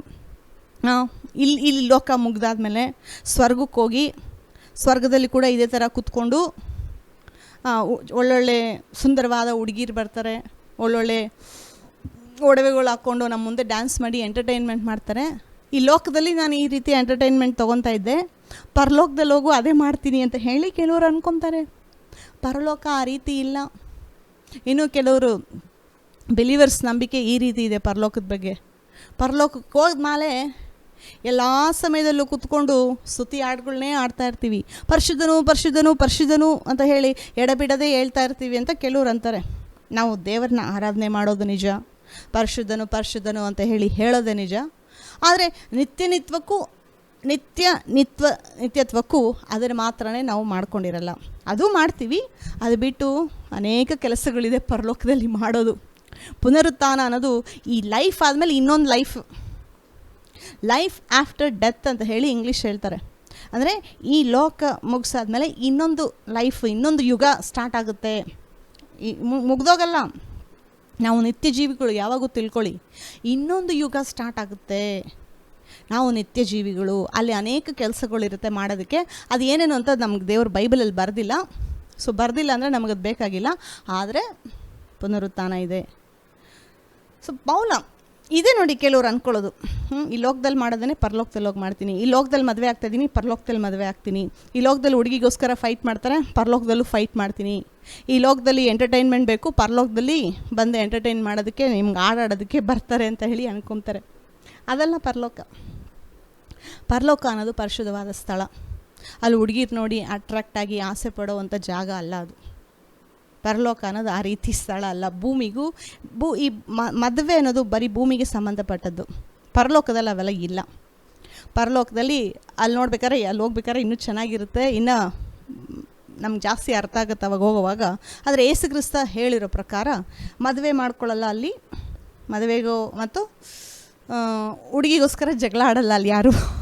ಅಷ್ಟು ಮಾತ್ರ ತಿಳ್ಕೊಳ್ಳಿ ಸಾಕು ಇವಾಗ. ಮತ್ತು ಇಲ್ಲಿ ಪೌಲನ ಇದಕ್ಕೆ ಬರೋಣ. ಪೌಲ ಹೇಳ್ತದಾನೆ, ನೀತಿವಂತರಿಗೂ ಅನೀತಿವಂತರಿಗೂ ಪುನರುತ್ಥಾನ ಆಗುತ್ತೆ. ಇದು ಪೌಲ ಬೋಧನೆ ಮಾಡೋದಕ್ಕಿಂತ ಯೇಸು ಕ್ರಿಸ್ತನು ಬೋಧನೆ ಮಾಡಿದ್ದಾರೆ. ಯೇಸು ಕ್ರಿಸ್ತ ಬೋಧನೆ ಮಾಡೋದಕ್ಕಿಂತ ಮುಂಚೆನೇ ದಾನಿಯೇಲ ಬುಕ್ಕಲ್ಲೂ ಕೂಡ ಇದು ಬರೆದಿದೆ. ಸೊ ಇದು ದಾನಿಯೇಲ ಓದ್ಬಿಟ್ಟು ಆಮೇಲೆ ಯೇಸು ಕ್ರಿಸ್ತ ಏನು ಹೇಳಿದ್ರು ಅಂತ ಹೇಳಿ ಇದು ಎರಡು ಓದಿ ಈ ದಿನ ಮುಗಿಸೋಣ. ಹೋಗೋಣ. ದಾನಿಯೇಲನು ಬರೆದ ಗ್ರಂಥ 12ನೇ ಅಧ್ಯಾಯ. ನಿನ್ನ ಜನರ ಪಕ್ಷವನ್ನು ಹಿಡಿದಿರುವ ಮಹಾಪಾಲಕನಾದ ಮಿಕಾಯೇಲನು ಆ ಕಾಲದಲ್ಲಿ ಹೇಳುವನು, ಮೊಟ್ಟ ಮೊದಲು ಜನಾಂಗವು ಉಂಟಾದನಿಂದ ಅಂದಿನವರೆಗೂ ಸಂಭವಿಸಿದಂಥ ಸಂಕಟವು ಸಂಭವಿಸುವುದು. ಅಂದರೆ ಇಲ್ಲಿ ಹೇಳ್ತಾ ಇರೋದು, ಈ ಲೋಕದಲ್ಲಿ ಮನುಷ್ಯರು ಇರೋವರೆಗೂ ನಡೀದೇ ಇರುವಂಥ ಒಂದು ಸಂಕಟದ ದಿನವೂ ಸಂಭವಿಸುವುದು. ಅಂದರೆ ಡೇ ಆಫ್ ಟ್ರಬಲ್ ಅಂತ ಹೇಳಿ ಇಂಗ್ಲೀಷಲ್ಲಿ ಹೇಳ್ತಾರೆ. ಅಂದರೆ ಇಂದಿನವರೆಗೂ ಲೋಕನೇ ಈ ರೀತಿ ಟ್ರಬಲ್ ನೋಡಿಲ್ಲ, ಲೋಕನೇ ಈ ರೀತಿಯಾದ ಸಂಕಟನ ಅನುಭವಿಸಿಲ್ಲ. ಅಂಥ ಸಂಕಟ ಸಂಭವಿಸುವುದು. ಯಾವುದ್ರ ಬಗ್ಗೆ ಇಲ್ಲಿ ಮಾತಾಡ್ತಾ ಇದ್ದಾರೆ ಅಂತಂದರೆ, ಮುಂದೆ ಬರುವಂಥ ನ್ಯಾಯ ತೀರ್ಪಿನ ದಿನ. ಸೊ ಆ ಒಂದು ಸಂಕಟ ದಿನ ಸಂಭವಿಸುವಾಗ, ನ್ಯಾಯ ತೀರ್ಪು ದಿನ ಬರುವಾಗ ಅಲ್ಲಿ 2 ಗ್ರೂಪ್ ಜನ ಇರ್ತಾರೆ. ಅಲ್ಲಿ ಓದೋಣ ಈಗ. ಆಗ ನಿನ್ನ ಜನರೊಳಗೆ ಯಾರ್ಯಾರ ಹೆಸರುಗಳು ಜೀವಬಾಧ್ಯರ ಪಟ್ಟಿಯಲ್ಲಿ ಸಿಕ್ಕುವುದೋ ಅವರೆಲ್ಲರೂ ರಕ್ಷಿಸಲ್ಪಡುವವರು. ಅದು ನೀವು ನಾವು. ಜೀವಬಾಧ್ಯರ ಪಟ್ಟಿಯಲ್ಲಿ ಯೇಸು ಕ್ರಿಸ್ತನ ರಕ್ತದ ಮೂಲಕ ನಮ್ಮ ಹೆಸರು ಆಲ್ರೆಡಿ ಪರಲೋಕದಲ್ಲಿ ಬರೆದಿದೆ. ಸೊ ಜೀವಬಾಧ್ಯರ ಪಟ್ಟಿಯಲ್ಲಿ ನಮ್ಮ ಹೆಸರಿದೆ ಅಂದರೆ ನಾವು ರಕ್ಷಿಸಲ್ಪಡುವೆವು. ಅಂದರೆ ನ್ಯಾಯ ತೀರ್ಪು ನಮಗಾಗೋದಿಲ್ಲ. ದೇವರು ನಮ್ಮನ್ನು ಬೆಂಕಿಯಿಂದ ತಪ್ಪಿಸಿದ್ದಾರೆ, ನರಕದಿಂದ ತಪ್ಪಿಸಿದ್ದಾರೆ. ರಕ್ಷಿಸುವವರು. ಆ ಒಂದು ಸಂಕಟಕ್ಕೆ ನಾವು ಒಳಗಾಗಲ್ಲ, ದೇವರ ಕೋಪಾಗ್ನಿಗೆ ನಾವು ಒಳಗಾಗಲ್ಲ ಅಂತ ಹೇಳಿ ಇಲ್ಲಿ ಬರೆದಿರೋದು. ಆದರೆ ಇನ್ನೊಂದು ಗ್ರೂಪ್ ಜನನೂ ಇದ್ದಾರೆ. ಇಲ್ಲಿ ಓದೋಣ. ಧೂಳಿನ ನೆಲದೊಳಗೆ ದೀರ್ಘ ನಿದ್ರೆ ಮಾಡುವವರಲ್ಲಿ ಅನೇಕರು ಎಚ್ಚೆತ್ತು. ದೀರ್ಘ ನಿದ್ರೆ ಮಾಡುವವರಂದರೆ ಸತ್ತಿರೋರ ಬಗ್ಗೆ ಹೇಳ್ತಾ ಇರೋದು. ದೀರ್ಘ ನಿದ್ರೆ, ಶಾರೀರದಲ್ಲಿ ದೀರ್ಘ ನಿದ್ರೆ ಮಾಡುವವರೆಲ್ಲರೂ ಎಚ್ಚೆತ್ತು, ಕೆಲವರು ನಿತ್ಯ ಜೀವವನ್ನು, ಅದು ನಾವು, ಮತ್ತು ಇನ್ನು ಕೆಲವರು ನಿಂದನ ತಿರಸ್ಕಾರಗಳನ್ನು ಅನುಭವಿಸುವರು. ಇಲ್ಲಿ ನಿಂದನ ತಿರಸ್ಕಾರ ಅಂತ ಇದೆ, ಇನ್ನು ಕೆಲವರು. ಆದರೆ ಇಂಗ್ಲೀಷಲ್ಲಿ ಓದಬೇಕಾದ್ರೆ ನಿತ್ಯ ನ್ಯಾಯ ತೀರ್ಪಿಗೋಸ್ಕರ ಎದ್ದೇಳ್ತಾರೆ ಅಂತ ಹೇಳಿ ಇಂಗ್ಲೀಷಲ್ಲಿ ಆ ರೀತಿ ಬರೆದಿದೆ. ಅಂದರೆ 2 ಗ್ರೂಪು, ಅನೀತಿವಂತರಿಗೂ ಪುನರುತ್ಥಾನ ಆಗುತ್ತೆ, ನೀತಿವಂತರಿಗೂ ಪುನರುತ್ಥಾನ ಆಗುತ್ತೆ. ಆದರೆ ಅನೀತಿವಂತರಿಗೆ ಯೇಸು ಕ್ರಿಸ್ತನ ನಂಬಿರ ಸತ್ತವ್ರಿಗೆ ಯೇಸು ಕ್ರಿಸ್ತ ನ್ಯಾಯ ತೀರಿಸ್ತಾರೆ ಅಂತ ಹೇಳ್ತಾ ಇರೋದು. ಸೊ ಇದನ್ನೇ ಪೌಲ ಬೋಧನೆ ಮಾಡ್ತಾ ಇರೋದು ಜನರಿಗೆ, ಮತ್ತು ಎಸ್ಪೆಷಲಿ ರಾಜರಿಗೆ. ಅದು ಅಪೊಸ್ತಲರ ಕೃತ್ಯ 17ನೇ ಅಧ್ಯಾಯದಲ್ಲಿ ಓದಬೇಕಾದ್ರೆ, ಈ ದಿನ ನಾನು ಸ್ವಲ್ಪ ಸಮಯ ಜಾಸ್ತಿ ತೊಗೊಳ್ತೀನಿ, 50 ನಿಮಿಷದವರೆಗೂ ಕೂಡ ಬೋಧನೆ ಮಾಡ್ಬೋದು. ಯಾಕೆಂದರೆ ಇದು ಬಹಳ ಇಂಪಾರ್ಟೆಂಟ್ ಸಬ್ಜೆಕ್ಟು. ಬರೋ ವಾರದಿಂದ ನಾನು ಬೇರೆ ಟಾಪಿಕ್ ಬಗ್ಗೆ ಬೋಧನೆ ಮಾಡ್ತಾಯಿದ್ದೀನಿ. ಸೊ ಈ ಒಂದು ಟಾಪಿಕ್ ಕ್ಲೋಸ್ ಮಾಡೋದ್ರಿಂದ ಈ ದಿನವೇ ಸ್ವಲ್ಪ ಹೆಚ್ಚು ಸಮಯ ತೆಗೆದುಕೊಂಡು ಕೇಳಿಸ್ಕೊಳ್ಳೋಣ. ಅಪೊಸ್ತಲರ ಕೃತ್ಯ 17ನೇ ಅಧ್ಯಾಯ 30ನೇ ವಚನ. ಆ ಅಜ್ಞಾನ ಕಾಲಗಳನ್ನು ದೇವರು ಲೆಕ್ಕಕ್ಕೆ ತರಲಿಲ್ಲ. ಇದು ಏತೇನ ಜನರಿಗೆ ಹೇಳ್ತಾ ಇರೋದು. ಸೊ ಆಗಿನ ಕಾಲದಲ್ಲಿ ಅವರು ಬಹಳ ವಿಗ್ರಹಾರಾಧನೆ ಮಾಡ್ತಾಯಿದ್ರು, ಇಷ್ಟ ಬಂದಂಗೆ ಬದುಕಿದ್ರು, ಹೆಂಗೆ ಬೇಕೋ ಬದುಕಿದ್ರಿ ಇಷ್ಟೊತ್ತವರೆಗೂ. ಅಂದರೆ ಅವ್ರಿಗೆ ಇಷ್ಟ ಬಂದಂಗೆ ಲೈಫ್ ಜೀವನ ಮಾಡಿದ್ರು ಅವರು. ಸೊ ಇಲ್ಲಿ ಪೌಲ ಏನು ಹೇಳ್ತಾ ಇದ್ದಾನೆ, ಇದಾವರೆಗೂ ನೀವು ಇಷ್ಟ ಬಂದಂಗೆ ನೀವು ಜೀವನ ಮಾಡಿದ್ರಿ, ಆ ಅಜ್ಞಾನ ಕಾಲವನ್ನು ದೇವರು ಲಕ್ಷ್ಯಕ್ಕೆ ತರಲಿಲ್ಲ. ಸೊ ಇಷ್ಟು ದಿವಸ ನೀವು ಮಾಡಿದ್ದನ್ನು ದೇವ್ರಿಗೆ ಕ್ಷಮಿಸ್ತಾರೆ, ಬಿಟ್ಬಿಡ್ತಾರೆ ದೇವರು. ಅದು ಮುಗೀತು, ಇಷ್ಟು ದಿವಸ ನೀವು ಹೆಂಗೆ ಬೇಕೋ ಹಂಗೆ ಬದುಕಿದ್ರಿ. ಈಗಲಾದರೂ, ಅಂದರೆ ಇಷ್ಟು ದಿವಸ ಹೆಂಗೆ ಬೇಕೋ ಬದುಕ್ಬಿಟ್ರಿ, ಆದರೆ ಇವಾಗ ದೇವ್ರು ಏನು ಮಾಡ್ತಾಯಿದ್ದಾರೆ, ಇದು ಬಹಳ ಗಮನ ಕೊಟ್ಟು ಕೇಳಿ, ಇದು ಬಹಳ ಇಂಪಾರ್ಟೆಂಟು. ಈಗಲಾದರೂ ಆತನು 4 ದಿಕ್ಕಿನಲ್ಲಿರುವ ಮನುಷ್ಯರೆಲ್ಲರೂ ತನ್ನ ಕಡೆಗೆ ತಿರುಗಿಕೊಳ್ಳಬೇಕೆಂದು ಅಪ್ಪಣೆ ಕೊಡುತ್ತಾನೆ. ಅಪ್ಪಣೆ ಕೊಡ್ತಾ ಇದ್ದಾರೆ ಇಲ್ಲಿ ದೇವರು. ಅದಕ್ಕೆ ನಮಗೆ ಸುವಾರ್ತೆ ಸಾರಬೇಕು ಅಂತ ಹೇಳಿ ಅಪ್ಪಣೆ. 4 ದಿಕ್ಕಿನವರು ಅಂತಂದರೆ ಲೋಕದ ಕಟ್ಟಕಡೆ ಇರುವ ಎಲ್ಲರಿಗೂ ಅಪ್ಪಣೆ ಕೊಡ್ತಾ ಇದ್ದಾರೆ ದೇವರು. ಏನಂತಂದರೆ ತನ್ನ ಕಡೆಗೆ ತಿರುಗಿಕೊಳ್ಬೇಕು. ಯಾಕೆ ತನ್ನ ಕಡೆಗೆ ತಿರುಗಿಕೊಳ್ಬೇಕು ಅಂತಂದರೆ ನ್ಯಾಯ ತೀರ್ಪು ದಿನ ಬರುತ್ತೆ ಅಂತ ಹೇಳಿ ಮುಂದೆ ಹೇಳ್ತಾ ಇರೋದು. ಯಾಕೆಂದರೆ ಆತನು ನಿಷ್ಕರ್ಷೆ ಮಾಡಿದ ಪುರುಷನ ಕೈಯಿಂದ, ಅದು ಯಾರಂದರೆ ಯೇಸು ಕ್ರಿಸ್ತ. ಪುರುಷ ಯಾರು ಅಂತಂದರೆ ಯೇಸು ಕ್ರಿಸ್ತ. ಆತನ ಕೈಯಿಂದ ನೀತಿಗನುಸಾರವಾಗಿ ಭೂಲೋಕದ ನ್ಯಾಯ ವಿಚಾರಣೆ ಮಾಡುವುದಕ್ಕೆ 1 ದಿವಸವನ್ನು ಗೊತ್ತು ಮಾಡಿದ್ದಾನೆ. ಅಂದರೆ ಒಂದು ನ್ಯಾಯ ತೀರ್ಪಿನ ದಿನ ಇದೆ, ಅದು ಆಲ್ರೆಡಿ ಗೊತ್ತಾಗಿದೆ ದಿನ. ದೇವರು ಅಪಾಯಿಂಟ್ ಮಾಡಿ ಇಟ್ಟಿದ್ದಾರೆ, ಆದರೆ ನಿಮಗೂ ನಮಗೂ ಅದು ಯಾವಾಗ ಅಂತ ಗೊತ್ತಿಲ್ಲ. ಆದರೆ ಡೇ ಆಲ್ರೆಡಿ ರೆಡಿಯಾಗಿ ದೇವರು ಡಿಕ್ಲೇರ್ ಮಾಡಿ ಅವ್ರಿಗೆ ಗೊತ್ತು, ಅಂದರೆ ರೆಡಿ ಮಾಡಿ ಇಟ್ಟಿದ್ದಾರೆ ಆ ಅಪಾಯಿಂಟೆಡ್ ದಿನ. ಓಕೆ, ಇಲ್ಲಿ ಮುಂದಕ್ಕೆ ಓದೋಣ. ಗೊತ್ತು ಮಾಡಿದ್ದಾನೆ, ಅವನನ್ನು ಸತ್ತವರೊಳಗಿಂದ ಎಬ್ಬಿಸಿದ್ದಲ್ಲಿ ಇದನ್ನು ನಂಬುವುದಕ್ಕೆ ಎಲ್ಲರಿಗೂ ಆಧಾರ ಕೊಟ್ಟಿದ್ದಾನೆ ಅಂದನು. ಅಂದರೆ ಯೇಸು ಕ್ರಿಸ್ತನನ್ನು ಪುನರುತ್ಥಾನ ಎಬ್ಬಿಸುವುದಕ್ಕೆ, ಯೇಸು ಕ್ರಿಸ್ತ ನೋಡಿ ಶಾರೀರದಲ್ಲಿ ಪುನರುತ್ಥಾನ ಹೊಂದ್ರ. ಶಾರೀರ ಯೇಸು ಕ್ರಿಸ್ತಂದು ನುಸುದಿ ಹೋಗಿಲ್ಲ, ಹುಳುಗಳು ತಿಂದಿಲ್ಲ, ಪುನರುತ್ಥಾನವಾಗಿ ಎದ್ರು ಯೇಸು ಕ್ರಿಸ್ತ ಸತ್ತವರೊಳಗಿಂದ. ಸೊ ಅದೇ ಆಧಾರ, ಪುನರುತ್ಥಾನ ಮುಂದಕ್ಕಾಗುತ್ತೆ ಅಂತ ಆಲ್ರೆಡಿ ದೇವರು ಆಧಾರ ಕೊಟ್ಟಿದ್ದಾರೆ. ಯೇಸು ಕ್ರಿಸ್ತ ಪ್ರಥಮ ಫಲ ಪುನರುತ್ಥಾನದಿಂದ ಆಗೋದಕ್ಕೆ. ಸೊ ಅವ್ರಿಗಾಗಿದೆ ಅಂತಂದರೆ ಅದು ಆಧಾರ ಮುಂದೆ ಎಲ್ಲ ಮನುಷ್ಯರಿಗೂ ಆಗುತ್ತೆ. ಆದರೆ ಎರಡು ಗ್ರೂಪ್ ಜನ ಹೇಳ್ತಾರೆ. ಒಂದು ಯೇಸು ಕ್ರಿಸ್ತನನ್ನು ನಂಬಿರೋ ಜನ ಪುನರುತ್ಥಾನ ಹೊಂದ್ತಾರೆ, ಆದರೆ ಯೇಸು ಕ್ರಿಸ್ತನ ನಂಬದೇ ಇರೋರು ಕೂಡ ಪುನರುತ್ಥಾನ ಹೊಂದ್ತಾರೆ. ಆದರೆ ಅದರಲ್ಲಿ ನ್ಯಾಯ ತೀರ್ಪಲ್ಲಿ 2 ವ್ಯತ್ಯಾಸ ಇದೆ. ಅದು ಯೇಸು ಕ್ರಿಸ್ತ ಹೇಳ್ತಾರೆ. ಯೋಹಾನನ ಬರೆದ ಸುವಾರ್ತೆ 28ನೇ ವಚನ. ಅದಕ್ಕೆ ಆಶ್ಚರ್ಯ ಪಡಬೇಡಿರಿ, ಯೇಸು ಕ್ರಿಸ್ತ ಬೋಧನೆ ಮಾಡಿ ಹೇಳ್ತಾ ಇರೋದಿಲ್ಲಿ. ಅಂದರೆ ನಾನೇ ಪರಲೋಕದಿಂದ ಬಂದಿರೋ ದೇವಕುಮಾರ, ನನ್ನನ್ನು ನಂಬ್ರಿ. ಇದೆಲ್ಲ ಬೋಧನೆ ಮಾಡಾದ್ಮೇಲೆ ಯೇಸು ಕ್ರಿಸ್ತ 28ನೇ ವಚನದಲ್ಲಿ ಈ ರೀತಿಯಾಗಿ ಹೇಳ್ತಾ ಇದ್ದಾರೆ. ಅದಕ್ಕೆ ಆಶ್ಚರ್ಯ ಪಡಬೇಡಿರಿ, ಸಮಾಧಿಗಳಿರುವವರೆಲ್ಲರೂ, ಅಂದರೆ ಸಮಾಧಿಗಳಲ್ಲಿ ಇರುವವರೆಲ್ಲರೂ ಆತನ ಧ್ವನಿಯನ್ನು ಕೇಳಿ ಎದ್ದು ಹೊರಗೆ ಬರುವ ಕಾಲ ಬರುತ್ತದೆ. ಯೇಸು ಕ್ರಿಸ್ತ ಲೋಕದಲ್ಲಿ ಇರಬೇಕಾದ್ರೆ ಪುನರುತ್ಥಾನದ ಬಗ್ಗೆ ಬೋಧನೆ ಮಾಡಿರೋದಿದು. ಸಮಾಧಿಗಳಲ್ಲಿರುವವರು ಎದ್ದು ಬರಬೇಕು ಅಂತಂದರೆ ಆಲ್ರೆಡಿ ನಿದ್ರೆ ಹೊಂದಿರೋ ಶಾರೀರಗಳು ಎದ್ದು ಬರ್ತವೆ. ಆತನ ವಾಯ್ಸನ್ನು ಕೇಳಿಕೊಂಡು ಎಲ್ಲ ಎದ್ದೇಳ್ತವೆ. ಎಲ್ಲರೂ ಅಂತ ಹೇಳಿದ್ದಾರೆ ಯೇಸು ಕ್ರಿಸ್ತ ಇಲ್ಲಿ. ಆದಾಮನ ಕಾಲದಿಂದ ಯಾರ್ಯಾರು ಬಂದಿದ್ದಾರೋ, ಯಾರ್ಯಾರು ಹುಟ್ಟು ಬಂದಿದ್ದಾರೋ ಎಲ್ಲರೂ. ಇಲ್ಲಿ ನೋಡಿ, ಒಂದು ವಚನ ಗಮನ ಕೊಟ್ಟು ಓದಿ. ಸಮಾಧಿಗಳಲ್ಲಿ ಇರುವವರೆಲ್ಲರೂ ಅಂದರೆ ಎಲ್ಲ ಆತನ ಧ್ವನಿಯನ್ನು ಕೇಳಿ ಎದ್ದು ಹೊರಗೆ ಬರುವ ಕಾಲ ಬರುತ್ತದೆ. ಆ ದಿನ ಬರುತ್ತೆ, ಗ್ಯಾರಂಟಿ ಬರುತ್ತೆ ಅಂತ ಹೇಳಿ ಯೇಸು ಕ್ರಿಸ್ತ ಹೇಳ್ತಾ ಇರೋದು. ನಾವು ಅನೇಕ ವಚನಗಳು ನೋಡಿದ್ವಿ. ಈಗ ಪೌಲ ಹೇಳ್ತಾನೆ, ನೀತಿವಂತ ಅನೀತಿವಂತ ಇಬ್ಬರು ಎದ್ದೇಳ್ತಾರೆ ಪುನರುತ್ಥಾನವಾಗಿ. ದಾನಿಯೇಲಲ್ಲಿ ಕೂಡ ನೋಡಿದ್ವಿ, ಎಲ್ಲರೂ ಎದ್ದೇಳ್ತಾರೆ. ಪುನರುತ್ಥಾನ ಎಲ್ಲರಿಗೂ ಆಗುತ್ತೆ. ಮತ್ತು ನಾವು ಯೇಸು ಕ್ರಿಸ್ತ ಕೂಡ ಇಲ್ಲಿ ಹೇಳ್ತಾ ಇದ್ದಾರೆ, ಸಮಾಧಿಯಲ್ಲಿರೋ ಎಲ್ಲರೂ ಎದ್ದೇಳ್ತಾರೆ. ಇಲ್ಲಿ ನೋಡು, ಮತ್ತೆ 2 ಗ್ರೂಪ್ ಜನ ಇದ್ದಾರೆ ಇಲ್ಲಿ. ಒಳ್ಳೆಯದನ್ನು ಮಾಡಿದವರಿಗೆ ಜೀವಕ್ಕಾಗಿ ಪುನರುತ್ಥಾನವಾಗುವುದು, ಅದೇ ನೀವು ಮತ್ತು ನಾನು ಯೇಸು ಕ್ರಿಸ್ತನು ನಂಬಿರೋ ಮಕ್ಕಳು. ಸೊ ನಮ್ಮ ಪುನರುತ್ಥಾನ ಏನಕ್ಕಂದರೆ ಜೀವಕ್ಕಾಗಿ. ಇದು ಪುನರುತ್ಥಾನದ ಜೀವ, ಅದಕ್ಕಾಗಿ ನಾವು ಪುನರುತ್ಥಾನ ಹೊಂತೀವಿ. ಒಂದು ಫುಲ್ ಮ್ಯಾನಿಫೆಸ್ಟೇಷನ್ ಆಫ್ ಲೈಫ್, ಒಂದು ಪರ್ಫೆಕ್ಟ್ ಪ್ಲೇಸು, ಪರಿಶುದ್ಧವಾದ ಸ್ಥಳ, ಯಾವುದೇ ಕೊರತೆ ಇಲ್ದಿರ ಪರ್ಫೆಕ್ಟಾಗಿ ದೇವರ ಸನ್ನಿಧಾನ ಇರುವಂಥ ಜಾಗ, ಪರಿಪೂರ್ಣವಾಗಿ ಜೀವದಿಂದ ತುಂಬಿರುವ ಜಾಗ. ಅದು ನಮಗೆ ಸಿಕ್ಕುವಂಥ ಪುನರುತ್ಥಾನ ಯೇಸು ಕ್ರಿಸ್ತನ ರಕ್ತದ ಮೂಲಕ. ಇನ್ನೊಂದು ಗ್ರೂಪ್ ಇದ್ದಾರೆ ಇಲ್ಲಿ, ಓದಿ. ಕೆಟ್ಟದ್ದನ್ನು ನಡೆಸಿದವರಿಗೆ ತೀರ್ಪಿಗಾಗಿ ಪುನರುತ್ಥಾನವಾಗುವುದು, ಅಂದರೆ ನ್ಯಾಯ ತೀರ್ಪಿಗೋಸ್ಕರ ಅವ್ರಿಗೆ ಪುನರುತ್ಥಾನ ಆಗುತ್ತೆ. ಅಂದರೆ ಯೇಸು ಕ್ರಿಸ್ತ 2ನೇ ಪರೋಣದಲ್ಲಿ ಮೆಸ್ಸಿಯನಾಗಿ ನೀ ಕಾಲಿಗೆ ಬಿದ್ದರೆ ಕ್ಷಮಿಸ್ಬಿಡು ಅಂತ ಹೇಳಿ ಕಾಲಿಗೆ ಬಿದ್ದಿದ ತಕ್ಷಣ ಕ್ಷಮಿಸೋನಾಗಿ ಆ ಟೈಮಲ್ಲಿ ಬರೋದಿಲ್ಲ. ಯೇಸು ಕ್ರಿಸ್ತ 2ನೇ ಬರೋಣದಲ್ಲಿ ರಾಜನಾಗಿ ಬರೋದು, ನ್ಯಾಯ ತೀರ್ಪಿಸೋದಕ್ಕೆ ಬರೋದು, ಇಡೀ ಲೋಕ ನ್ಯಾಯ ತೀರಿಸೋದಕ್ಕೆ ಆತನ ಬರೋದು. ಯೇಸು ಕ್ರಿಸ್ತ ನನ್ನ ದೇವರು ಅಂತ ಹೇಳಿ ನಾನು ನಂಬಲ್ಲ. ನೀನು ನಂಬಲ್ಲ ಅಂದಿದ ತಕ್ಷಣ ಆತನು ದೇವರಲ್ವಾ? ಒಂದು ಸಾಕ್ಷಿ ಹೇಳ್ತೀನಿ. ಒಬ್ಬರು ಮುಸ್ಲಿಂ ಲೇಡಿ ಸಾಕ್ಷಿ ಕೊಡ್ತಾಯಿದ್ರು, ನಾನು ಯೂಟ್ಯೂಬಲ್ಲಿ ನೋಡಬೇಕಾದ್ರೆ. ಆಕೆಗೆ ದೇವ್ರ ಮೇಲೆ ಕೋಪ, ಯೇಸು ಕ್ರಿಸ್ತನ ಮೇಲೆ ಆಕೆಗೆ ಕೋಪ. ನೀನು ದೇವಕುಮಾರ ಅಲ್ಲ, ನೀನು ದೇವಕುಮಾರ ಅಲ್ಲ ಅಂತ ಹೇಳಿ ಚರ್ಚ್ಗೆ ಹೋಗಿ ಡೈಲಿ ಹೇಳ್ತಾ ಇದ್ರಂತೆ.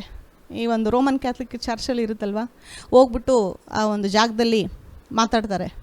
ಇವರು ಚರ್ಚಿಗೆ ಬೇಕು ಅಂತಲೇ ಹೋಗಿ ಯೇಸು ಕ್ರಿಸ್ತ ಅಂದರೆ ಆಗಲ್ಲ ಇವ್ರಿಗೆ, ದೇವರಲ್ಲ ದೇವರಲ್ಲ, ನೀನು ದೇವಕುಮಾರ ಅಲ್ಲ. ಯೇಸು ಕ್ರಿಸ್ತ ಲೋಕದಲ್ಲಿ ಇರಬೇಕಾದ್ರಲ್ಲ ದೇವಕುಮಾರ ದೇವಕುಮಾರ ಅಂತಲೇ ಹೇಳ್ತಾ ಇದ್ದಿದ್ದು.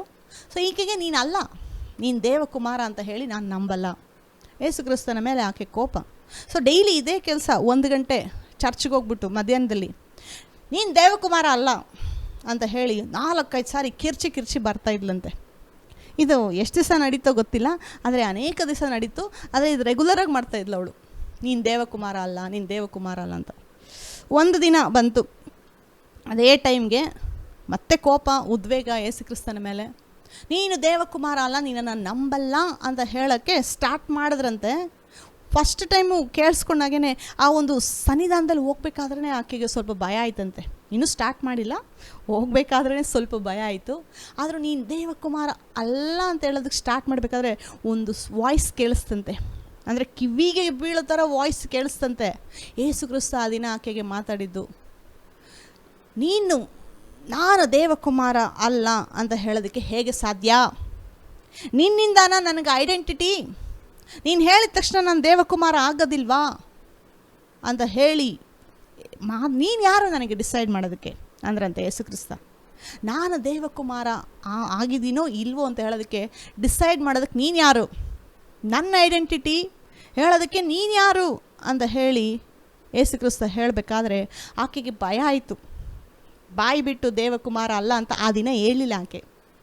ಯೇಸು ಕ್ರಿಸ್ತ ಏನು ಹೇಳಿದ್ರು ಅಂದರೆ, ನಾನು ಯಾರು ಅಂತ ಹೇಳಿ ನೀನು ತಿಳ್ಕೊಳ್ಬೇಕಾದ್ರೆ ಮೊದಲು ಹೋಗಿ ನನಗೆ ನೀನು ಸಬ್ಮಿಟ್ ಆಗಿ ಆಮೇಲೆ ಬಾ, ನನ್ನ ಬಗ್ಗೆ ನಾನು ನಿನಗೆ ತಿಳಿಸ್ತೀನಿ ಅಂತ ಹೇಳಿದ್ರಂತೆ. ಸೊ ಆಕೆಗೆ ಭಯ ಬಂದ್ಬಿಡ್ತು ಅಲ್ಲೇ ಯೇಸು ಕ್ರಿಸ್ತನ ವಾಯ್ಸ್ ಕೇಳಿಸ್ಕೊಂಡಿದ್ದ ತಕ್ಷಣ. ಹೋಗಿ ದೇವಕುಮಾರ ಅಂತ ಹೇಳಿ ಒಪ್ಪಿಕೊಂಡು ಆಮೇಲೆ ಬಂದು ಈಗ ಎಲ್ಲರ ಹತ್ರ ಸಾಕ್ಷಿ ಕೊಡ್ತಾ ಇದ್ದಾರೆ, ಯೇಸು ಕ್ರಿಸ್ತ ದೇವಕುಮಾರ. ಸೊ ಆ ದಿನ ಏನು ನಡೀತು, ಅಲ್ಲ ಅಲ್ಲ ಅಂತ ಹೇಳಿ ಅಷ್ಟು ಎಗರ್ಕೊಂಡು ಕಿರ್ಚ್ಕೊಂಡು ಮಾತಾಡ್ತಾ ಇದ್ಲು. ಯೇಸು ಕ್ರಿಸ್ತನು ಒಂದು ವಾಯ್ಸ್ ಮಾತ್ರ ಕೇಳಿಸ್ಕೊಂಡು, ನೀನು ಯಾರದನ್ನು ಡಿಸೈಡ್ ಮಾಡೋದಕ್ಕೆ ನಾನು ದೇವಕುಮಾರ ಅಲ್ಲ ಅಂತ? ನೀನು ಹೇಳಿದ ತಕ್ಷಣ ನಾನು ಇಲ್ದಿರ ಆಗ್ತೀನಾ ಅಂತ ಹೇಳೇ ಯೇಸು ಕ್ರಿಸ್ತ ಅಲ್ಲಿ ಮಾತಾಡಿದ್ದು. ಸೊ ಅದಾದಮೇಲೆ ಆಕೆಗೆ ಅದೇ ಲಾಸ್ಟು, ಇನ್ನು ಯಾವತ್ತೂ ಹೇಳಿಲ್ಲ ಆಕೆ ಅದ್ರ ಬಗ್ಗೆ. ಅದಾದಮೇಲೆ ಯೇಸು ಕ್ರಿಸ್ತ ನಿಜವಾದ ದೇವಕುಮಾರ ಅಂತ ಹೇಳಿ ನಂಬಿ ಅನೇಕರಿಗೆ ಇದನ್ನು ಸಾಕ್ಷಿ ಕೊಡ್ತಾ ಇದ್ದಾಳೆ. ಸೊ ಇದು ಈ ಲೋಕದಲ್ಲಿ ಇರಬೇಕಾದ್ರೇ ಯೇಸು ಕ್ರಿಸ್ತನ ಮುಂದೆ ಆಕೆ ಮಾತಾಡೋಕ್ಕಾಗ್ತಾಯಿಲ್ಲ, ಏನು ನಡ್ಗೋಗ್ಬಿಟ್ಲು ಯೇಸು ಕ್ರಿಸ್ತನ ಸನ್ನಿಧಾನದಲ್ಲಿ. ಮತ್ತು ಮುಂದೆ ಯೇಸು ಕ್ರಿಸ್ತ ನ್ಯಾಯಾಧೀಶನಾಗಿ ಬರಬೇಕಾದ್ರೆ ಜನರು ಹೇಗೆ ನಿಂತ್ಕೊತಾರೆ ಆ ಥರ ಮುಂದೆ. ಯೇಸು ಕ್ರಿಸ್ತನ ರಿಜೆಕ್ಟ್ ಮಾಡೋರು ಅನೇಕರಿದ್ದಾರೆ. ನೀನು ದೇವರಲ್ಲ, ನೀನು ಅದಲ್ಲ ಇದಲ್ಲ ಅಂತ ಹೇಳಿ ಅನೇಕರಿದ್ದಾರೆ. ಆ ನ್ಯಾಯ ತೀರ್ಪಿನ ಕಾಲ ಬರಬೇಕಾದ್ರೆ ಯೇಸು ಕ್ರಿಸ್ತನ ಮುಂದೆ ನೀನಲ್ಲ ದೇವರು ಅಂತ ಹೇಳೋಕ್ಕಾಗುತ್ತಾ? ಓಕೆ, ನೀನು ನ್ಯಾಯಾಧೀಶ ಅಲ್ಲ ಅಂತಂದರೆ ನರಕಕ್ಕೆ ಹೋಗೋದಕ್ಕೆ ತಪ್ಪಿಸ್ಕೊಳಕ್ಕಾಗುತ್ತಾ? ಅವರು ಮನುಷ್ಯನ ನರಕಕ್ಕೆ ಹಾಕೋದಕ್ಕೆ, ಪರಲೋಕಕ್ಕೆ ಹಾಕೋದಕ್ಕೆ, ಸೇರಿಸ್ಕೊಳೋದಕ್ಕೆ ಅಧಿಕಾರ ಯೇಸು ಕ್ರಿಸ್ತನಿಗೆ ಮಾತ್ರ ಇರೋದು. ನೀನು ಅಲ್ಲ ಅಂದಿದ ತಕ್ಷಣ ಅದು ಇಲ್ದಿರೋ ಹೋಗ್ಬಿಡುತ್ತಾ? ಇವಾಗ ನೋಡಿ, ಕೆಲವರು ಟ್ರಂಪು ನೀನು ನನ್ನ ಪ್ರೆಸಿಡೆಂಟ್ ಅಲ್ಲ ಅಂತಾರೆ. ನೀನು ಅಲ್ಲ ಅಂದಿದ ತಕ್ಷಣ ಅವರು ಪ್ರೆಸಿಡೆಂಟ್ ಅಲ್ವಾ? ಆಲ್ರೆಡಿ ಸೀಟಲ್ಲಿ ಕುತ್ಕೊಂಡಿದ್ದಾರೆ, ಲಾಸ್ ಪಾಸ್ ಮಾಡ್ತಾಯಿದ್ದಾರೆ, ಬಿಲ್ಸ್ ಪಾಸ್ ಮಾಡ್ತಾಯಿದ್ದಾರೆ. ನೀನು ಅವ್ರ ಕೆಳಗಡೆನೇ ಇರೋದು. ನೀನು ಅಲ್ಲ ಅಂದಿದ ತಕ್ಷಣ ಅವ್ರ ಪವರಲ್ಲಿ ಇರೋದಿಲ್ವಾ? ನೀನು ಒಪ್ಕೊಂಡಿಲ್ಲ ಅಂದರೆ ಅವ್ರ ಪವರಲ್ಲಿ ಇಲ್ಲ ಅಂತನ ಅರ್ಥ. ಇವಾಗ ನೋಡಿ, ನಮ್ಮ ದೇಶದಲ್ಲೂ ಕೆಲವರು ಮುಖ್ಯಮಂತ್ರಿನ, ಪ್ರಧಾನಮಂತ್ರಿನ ಒಪ್ಕೊಳ್ಳೋದಿಲ್ಲ, ಅವರಲ್ಲ ಅಂತ ಹೇಳ್ತಾರೆ. ನೀವು ಒಪ್ಕೊಂಡಿಲ್ಲ ಅಂದರೂ ಅವ್ರ ಕೆಳಗಡೆನೇ ನೀವಿರೋದು. ಅವ್ರು ಪಾಸ್ ಮಾಡ್ತಾರೋ ಬಿಲ್ಲೇನೆ ನಮಗೂ ಎಫೆಕ್ಟ್ ಆಗ್ತಾ ಇರೋದು ಇವಾಗ.